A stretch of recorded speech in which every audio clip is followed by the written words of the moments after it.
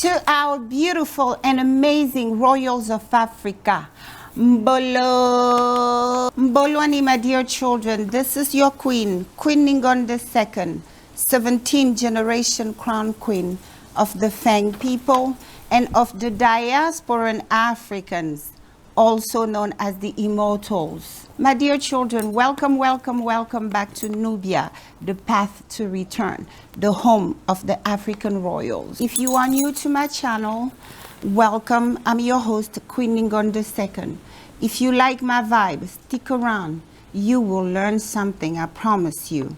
Now to my beautiful, amazing, gorgeous and handsome royals of Africa, welcome back. Welcome to part 3 of healing the African diaspora. For those of you watching me for the first time, I would suggest you go back and watch Healing the African Diaspora, part 1 and 2, to even understand what we're doing here in part 3. All right. So what are we going to talk about in part 3? In part 3, we are going to talk about identifying and exposing the predators among us. In other words, identifying and exposing the soldier children among us. My dear children, in order for us to properly heal, we have to stop playing all these games. We have to pull a mirror and put it in front of us and take a deep look into that mirror. And it's also our responsibility to identify what is wrong with us first, right? As I said, you know, my mission entails to illuminate our children, to, you know, bring a form of reparation, cultural reparation, spiritual reparation, land and all these things. But even before we could get to a point where we talk about living together and building together, we have to ensure that we are well. Because as you know it, my dear royal, many of us are sick to the core. And it leads to today's topic. So today's topic, I have a disgusting character who has been a predator in my life for the past 7 years. And I have just reached my wit's end because I realize he's stalking me online. And in order for us to heal, we can't heal and blaming everybody else when we don't clean house, we don't rid our homes and place of work and place of businesses from the scums of us, you know, the parasites, the leech, the agents of confusion, the agents of division, and the agents of death among us. My dear children, when you are sick, when you are not feeling well, you are to go see the doctor, you are to go to the hospital, right? So at least the one thing you expect or you hope from the doctor, it's for the doctor to give you the proper diagnostic. Basically, if you have a headache or a migraine headache, you want the doctor to diagnose you with migraine headache so you could apply the necessary treatment in order for you to get rid of it, right? So, and it's the same thing when it comes to us. I know a lot of our people in our community, I do receive messages from people, you know, telling me, Oh, the Caucasians are the problem. The Caucasian, the Caucasian, the Caucasian. They want us to view each other as worst enemy. They want to do this. With all due respect to my lovely people out there, the Caucasian or the Europeans have done their worst. All right, they have invaded us. You know, they have captured not only our bodies, our minds, our soul, including our spirituality. Yes, the Caucasian have done their damages. But this queen here, Ngningone II of the Fang people, I did not swear oath to play politics with our children. I'm not those. I'm not those European queens who sacrifice their generations. What do I mean by sacrificing one's generation? A queen is a mother to her people. A queen is to tell the truth to her people. A queen is to heal her people. A queen is to bring her people from out of the dark and show them the light and teach them the love and fear of Zambe. This is the responsibility of a queen. A queen is not to play these little politic games and with lies and cover up. Oh, this thing we should shuffle it up under the rug and be like it. No, us Bantu queen, we give account to Tatan Zambe. It's an honor when your family is chosen to lead, guide your people and provide and protect them. So it means that you yourself, you're somebody special. So I take my responsibility very seriously. So in today's video, we are going to talk about identifying, exposing, and dealing with the predators among us. We can always beat around the bush and make everybody else believe that everybody else is our problem. When in today's and age, it takes one of us. It always takes one of us. For anybody out there who would like to cause harm to us, to have a good aim, it's always one of us. I see a lot of activists out there who go out there and play the pull me, and I'm so sick of it. So my dear children, remember I told you, I believe it was in part 1, that each time something terrible happened to me, each time I had to gear up for battle, I had to think about protecting myself and fighting somebody off of me or off of my pocket, it was always dealing with one of our own people in America. Today I'm going to play a little section of this predator. His name is Romus Ray Simpson. Sorry about saying I was going to take your house. I heard you lost it already. I think you may have lost it already according to what I'm hearing. Or you're not there anymore. But, all right. How do you say, I want my money in phone? Or how do you say it in French? I want my money. And I'm coming to get it before this year is over. You got some pretty good plans. So I hope you're making money. I hope you're putting something away. And I hope you change your character, but just business. Coming to get that cash, baby. Take that house too. So first of all, I'm going to give you a little background, to what's going on. And if I, as your queen, I come and expose a predator, I strongly encourage my daughters out there to follow suit, regardless of who that predator is, because when you're royal, you understand the power you're sitting on. You are nobody's slave, so you don't take any slap, any kicks from any idiot, whether from any of us, nor from any declared former masters. Can we agree to that? All right. So my decision to move to the United States was, as a teenager, I was now attending high school. I graduated from high school in Bordeaux, France, right? And French people are the people I resent the most, frankly speaking. They make me sick to my stomach. So when I was a teenager, I started listening to rap music, and I will always remember I had 2 rap CDs because they just called me. One of them was Ice Cube, the Predator album, all right?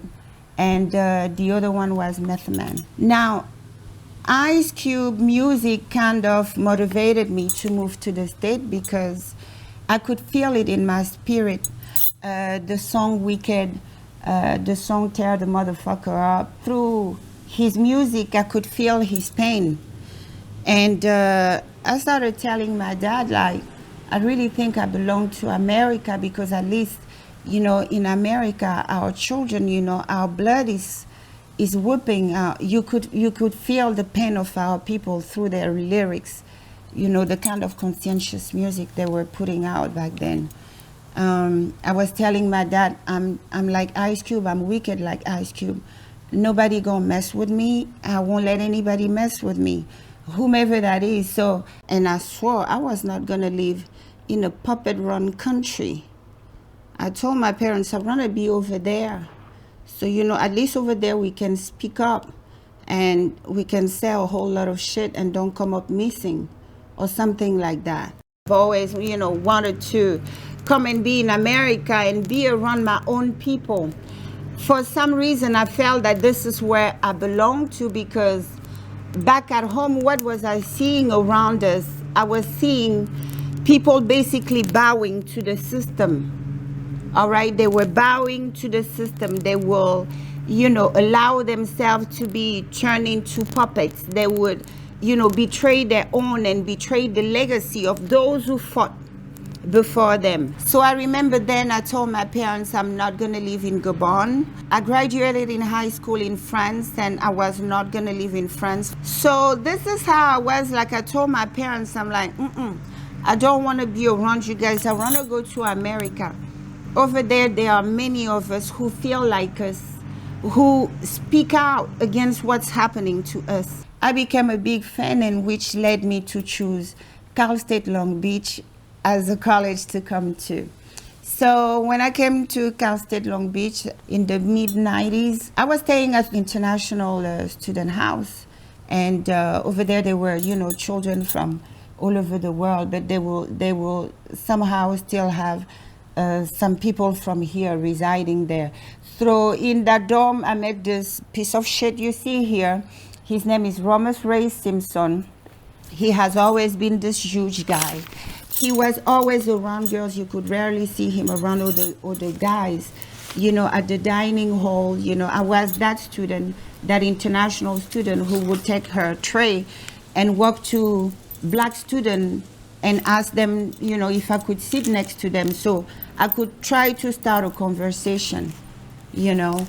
And basically the Romus was this guy that was singing way top of his line, this and that, and, you know, kind of, you know, he've always aspired to be famous, I guess. He was, you know, doing poetry. He was the funny guy. He would crack jokes and make everybody laugh. And he approached me basically, you know, he came across as somebody who was like very knowledgeable as far as the struggle is concerned. And he was always kind of lending himself to be like that big brother. He would tell me, hey, Marie Paul. My Christian name is Marie Paul, all right? Marie Paul. My father's first name was Paul. I'm my father's daughter, if you wonder why I love my father's. He will come, oh, Marie Paul and stuff. If you want to go, you know, to the gym and stuff like that, I don't want you to walk around campus by yourself. I can be your security. Not only to me, to other, you know, black girls. He would offer to walk us from a place when it's dark and stuff like that. He was playing that role of whatever, big, you know, big brother. He was majoring in English. I was still learning my intensive English, and he was already junior or graduating even. He was, you know, from college. I didn't get the opportunity to bump into my star, Ice Cube, while living in Long Beach. But another thing is my parents just didn't want me to be there. In fact, my father gave me an ultimatum and told me, if you want to stay in that crazy place, I'd rather have you move to Texas. Because in Texas, my father was a former ambassador, so he had connections. So he told me, I know a few people in Texas who would keep an eye on you should you move there. I'd rather have you in Texas. So move to Texas or come back home. So that was the deal.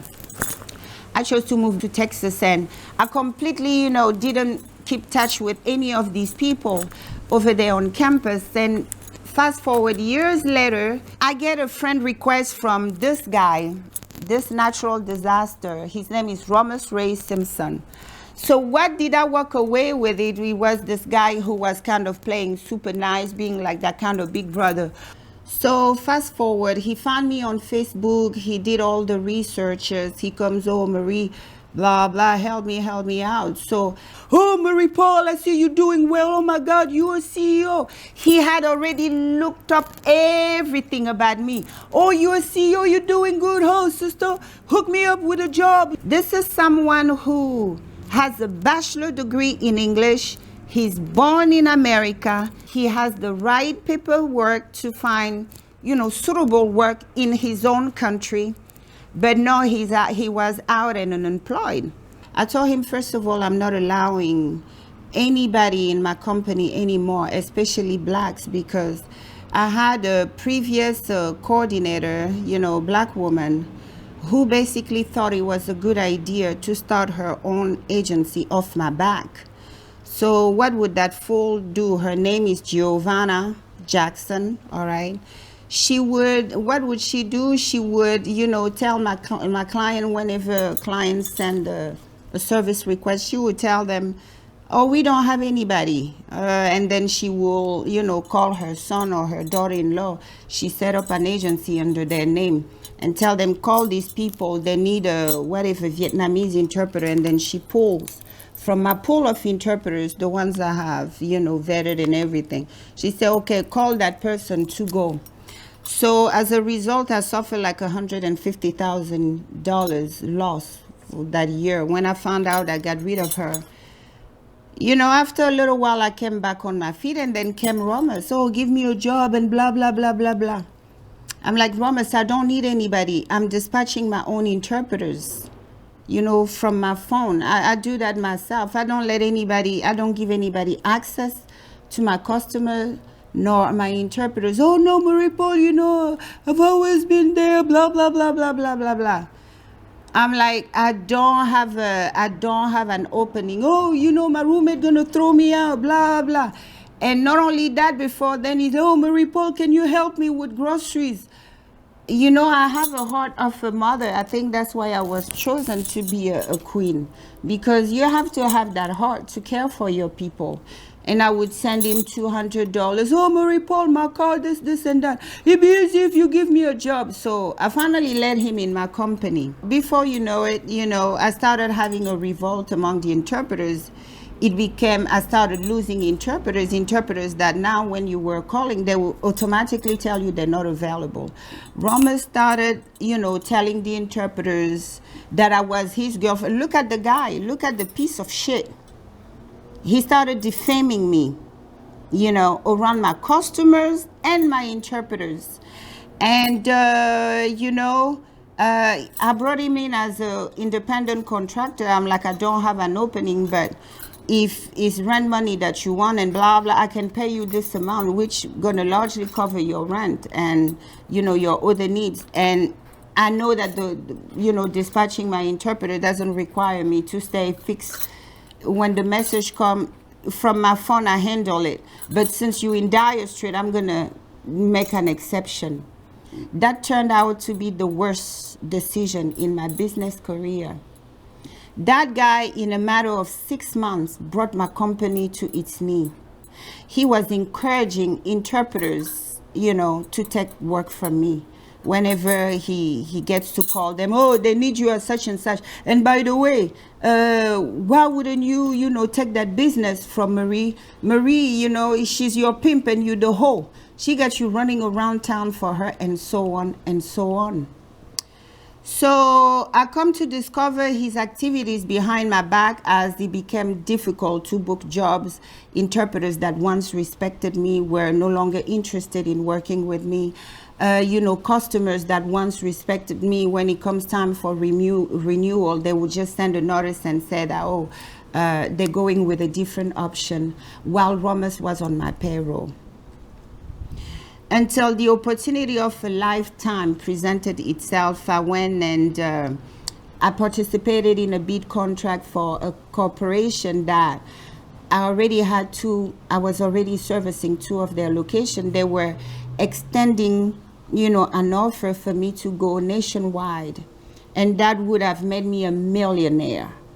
I had that, got that contract. So me and my right hand, the lady I told you about, Nidia, a company literally like Mexican, Caucasian, because most of my sign language interpreters, Caucasian ladies, of course the Asiatic language, I got to work with the Asians, the African language such as Lingala, Swahili, and all were covered by my people from the continent. But I can tell you, the black staff I had, the two coordinators came for me. Ramos is the one who put the nail on the casket. Ramos, when he found out, because I told him, hey, I'm going to PA for the final review in front of the board. They asked me to come because I'm one of the last one in the run. So anyway, we were supposed to get the contract. Even the purchasing consultant, that entity purchasing consultant was during that board meeting, and they told they had to go with our company. When Ramos heard that I was going to become a millionaire, do you know what that monkey did, that gorilla, that piece of trash? He picked up the phone, he called my client, he said, you don't want to do business with her, she's African. And all they do is witchcraft, while he was on my payroll. Next thing he did was he was using my company infrastructure, my company phone line, to call adult chat line. So these people were charging my company $4 per minute. Until one morning, the lines were suspended. We were providing over the phone interpretation. So we also were providing on-site interpretation in addition of document translation. Do you know that the company suspended the line for illegal use of a corporate line? And when I called them, they told me extension 103 is talking to adult chat line. So I fired him. Immediately after I fired him, he went and filed a lawsuit with Texas Workforce, claiming that he wasn't really a contractor, he was an employee, and that I owe him overtime. Texas told him, fuck you. And then he went to his home state, California. He tried to sue me there too. The judge said, he was seeking an employment benefit, all that good stuff. Our people, a lot of our people believe that they need to leech on others who have put in work to go somewhere. So they told him, you don't deserve any unemployment benefit. I mean, you were fired for the right reason. Now, whether you were a contractor, whether you consider yourself a contractor, he signed a contract because, mind you, this is a position I didn't need anybody to fill, but it was to put money in his pocket. So I beat him in 2 states, and by that time I had lost all my contracts, and I was now like kind of working on get back on my feet. Fast forward, after beating him twice in court in 2 different states, the guy has still been stalking me and harassing me and leaving threat. He will call my phone, hey, I'm going to come to Texas and put a bullet in your head. A black man. Okay, when you see him in the community, he's a poet, he's trying to be famous. He does like stand-up poetry or whatever he does. You go to his Facebook page, you will see, oh, Black Lives Matter, blah, blah, blah. He will come around you in the community and talk and sound like someone who's conscientious. But he's a piece of shit. Sorry about saying I was going to take your house. I heard you lost it already. I think you may have lost it already, according to what I'm hearing. Or you're not there anymore. But, all right. How do you say, I want my money in phone? Or how do you say it in French? I want my money. And I'm coming to get it before this year is over. We got some pretty good plans. So I hope you're making money. I hope you're putting something away. And I hope you change your character, but just business. Coming to get that cash, baby. Take that house, too. So he's been stalking me across state lines. And he started looking me up. He called me. He said, yeah, I see you have a $500,000 house. You're gonna have to sell that house to pay me. I want my money. I'm like, I don't owe you any money. Two states say I don't owe you any money. What kind of money are you talking about? He went and then filed another one at the California Labor Department. And I don't know who he knew there as court clerk. He went and filed there, so the notification for the hearing was never sent to my attorney, but the notification for hearing was, being sent to my then husband, whom I was already divorcing, because Akata people, right? When the money is gone, the marriage is over. So him too, this is as much as I love my people, to the point I married one of them. And my dear children, be careful. Those who supposedly look good in paper, you will hear that they have no criminal record, they have a college degree, or their parents were together. This is BS. These are the ones you really need to run from, because in their mind they have become other Mundelis, other Caucasians. So he started like preying on me and stuff like that. So when he got his little stimulus money that Biden gave them, all this happened in 2016 to 2017, him suing me. And then last year when Biden gave the stimulus, that guy left a message saying, I'm going to use my stimulus to sue you. And each time these niggas will sue me, I will have my lawyer, a Jewish man who would fight them off of me. A Jewish man would fight off of me. I even believe I still owe him money over them suing me. So basically, he started making all the threats until very recently he left a message basically telling me, he's been stalking me across, state line. He's like, I told you I'm going to take your house. You owe me money. According to what I hear, you already lost it and blah, blah. His whole dream is for me to lose what I work for no goddamn reason, after defaming me, after ruining me, after doing all this kind of shit. So my dear children, I'm going to play the recording just so that you see, contrary to what people want to make believe, the Mundeles, the Caucasian have done their worst. Now it's us doing us. And this video, okay, we are talking about exposing the predators among us, because if we're going to heal, we're going to have to be truthful. Sorry about saying I was going to take your house. I heard you lost it already. I think you may have lost it already, according to what I'm hearing. Or you're not there anymore. But, all right. How do you say, I want my money in phone? Or how do you say it in French? I want my money. And I'm coming to get it before this year is over. You got some pretty good plans. So I hope you're making money. I hope you're putting something away. And I hope you change your character, but just business. Coming to get that cash, baby. Take that house too. Because if we're going to heal, we're going to have to be truthful. And I'm not these queens that would feed lies to their kids. This queen here will not sacrifice her generation with lies and BS. In order for us to heal, we have to know what we're healing from. We have to know who we live around. When you see people insist, they're black, it's because they avoid accountability.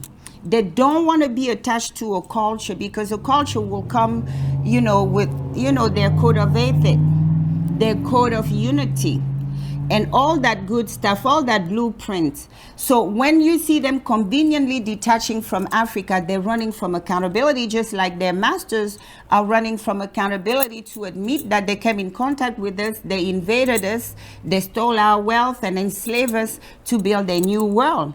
Narcissists never accept accountability. They will blame the victim. You should have done your due diligence.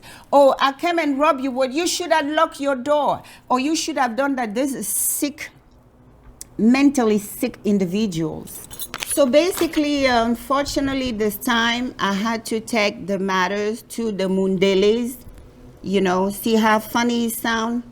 You know, the people I'm like kind of fighting, like you done my people wrong. Now I have to go back to them for protection, because this monster is now saying on record he's coming for me. So to cut a long story short, my attempt to help one of us, somebody I looked as a brother, somebody I considered as a brother, turned into a nightmare and turned my life upside down. You know, I'm like, okay, before I do anything drastic, I'm like, well, since he's coming after me, before I do anything drastic, let me try to reach out to maybe his people, because that's the problem when you deal with people who have no culture. They have no foundation. It's not like other community. If you beef with an Asian, you look up his neighborhood, they have a council of elders. You can take a matter. It's like, look, I don't want to go to the law, but your child did this to me, and can we resolve this before I get the law of the country in whom both of us are foreigner involved? And they will deal with it. They will address it. But we don't have such structure, you know, within the so-called black community. So, you know, I tried to reach out to a family member of his. He had a sister who was attending Cal State Long Beach also. Her name was Candace. And I looked her up on Facebook and I found Candace. And basically I told Candace, I'm like, this is what Romas is now doing. Candace go, oh, Marie-Paul, I'm so sorry. I didn't know that you're the one he was scamming. He told us he got money coming from Texas and blah, blah. I didn't know it was your company scamming. And she told me, you need to be aware. They call him Junior. You need to be aware that Junior has always had that personality type that prey on women and children. She told me that when they were little, their mother, who was a teacher, by the way, the mom was a teacher, there just seemed to be a problem with the children who have mothers who are teachers. They turned out to be the worst. I married one of them. His mother was a teacher, right? So I don't know what they teach their children. So anyway, she said my mom had foster children at the house, and these little Hispanic kids and stuff, they brought a set of 3 Hispanic girls, and you know, Junior used to rape them in exchange of food. Junior used to tell them, if you don't give it to me, my mom gonna throw you out. My mom gonna put you on the street. So you have to know that he has that tendency of preying on women and children. If you know you have a predator in your life, whether a family member or somebody you saw prey on other people, don't sit silent. Report them. You know, a lot of us are intelligent enough. If you're intelligent enough to go learn their rubbish in their schools, you're intelligent enough to know right from wrong. And whatever you do is mere choice. And I've grown to a point where I'm just sick and tired of seeing people who choose to be dysfunctional. When you see them clinging to that black identity, because black is just like their master defined it, they choose to adhere to such, you know, identity, which is defined per their master as dark and evil, mischievous, and all these things. You know, the universe obeys to command. If they have the definition of that word as such, and that's the identity you accept to adhere, I'm sorry, but the spiritual effect of the meaning of such word would show up in your life. So they're there to such identity to run from accountability. They don't want to bother to learn an African language. They don't want to bother to learn African values and morals. They don't want to bother to learn anything. They want to stay dysfunctional and be a complete terror, you know, the people around them. All I can tell him is I live in Texas, and in Texas we don't play that. This is not California. So I will prepare accordingly, because in Texas what we do, we shoot idiots who trespass on our property and nothing happens. All right? This is what we do with our hillbilly friends down here in Texas. This is what we do. So basically, this is a predator that cost you a multi-million-dollar deal that brought my company to its knees. And by the way, you know, all the harassment he was sending, there's a message he sent. He said he prided himself to be the one to have brought my company to his knees. Although he didn't get anything from doing that, but it shows you. And the same imbeciles, the same idiots, they run around. African hate us. No, you hate yourself. It has nothing to do with us. You got beaten, you got folded, you got bent over, you got done any kind of way, and you are yet to recover from it because you're a weak vessel. Simple as that. I see other children of us very conscientious, very strong in their feet. You know, they're seeking for the truth because it takes you to love yourself to want to seek for the truth. When you hate yourself, you don't care. Whatever is comfortable, whatever feels good, whatever is suitable, that's what you're going to go for. And we know these little games when they go around, I'm black, I'm black, I'm black. Yeah, you're avoiding accountability. Like that stupid woman you saw on CNN with Don Lennon, you know, repeating that lie. Because this is how they raise their children. You know, repeating lies that African kings rounded up their children and sold them. African kings were sitting on gold. They didn't need to sell their children for nothing. And how come did they die? They just happened to die. And many of them don't even have a gravesite in Africa because their remains were collected. So the African kings, they sold their throne, their art. Look in their museum. They have whole thrones of our fathers. Right? They have their skeleton, they have their everything, and they sold their children, they kill themselves. Only a Caucasian woman, a European woman, will tell such lies to her kids, generations after generation. Why do you think she get it the worst? Because these little monsters she created are coming home to roost. That's why they throw them in jail when they want to get an abortion. And rightfully so. I mean, you had us go around the world, murder, rape, kill, do all these things. So we push the black woman who's the Madonna, the mother of the universe, off of her throne and put you in there. Now you give yourself the luxury to go after these people we held as slaves. They're now, you know, they're now handing their daughters away to the same people they held as slaves. Right now, our sons are tossing them around, even on the floor, on table, left and right. They're doing whatever. Now it's open season. The same people they held as slaves, that tell you how unwise the Caucasian woman is. That's why she gets it the worst. You know, when she dare try to leave one of them, something terrible happens to her. She's either never heard of, never is in them because they didn't labor well. So the little monster gonna come home to roost. And as a queen myself, I can't sacrifice my generation. I have to tell us the truth. We need to expose and deal with the predators among us. If that predator is a family member, my child, it's not your responsibility to keep it in your chest. Hey,